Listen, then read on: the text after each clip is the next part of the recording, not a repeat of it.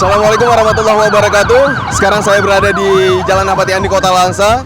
Dan sekarang kita sedang melihat bagaimana masyarakat Kota Langsa dalam menyambut Idul Adha 1436 Hijriah atau lebih dikenal dengan Lebaran Haji.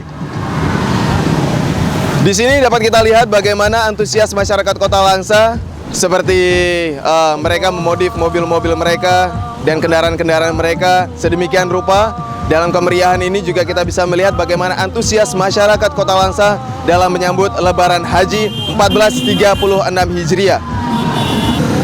Dalam kemeriahan ini juga diikuti oleh berbagai macam kalangan seperti pelajar, anak-anak daya, selanjutnya juga diikuti oleh remaja masjid dan seluruh masyarakat Kota Langsa.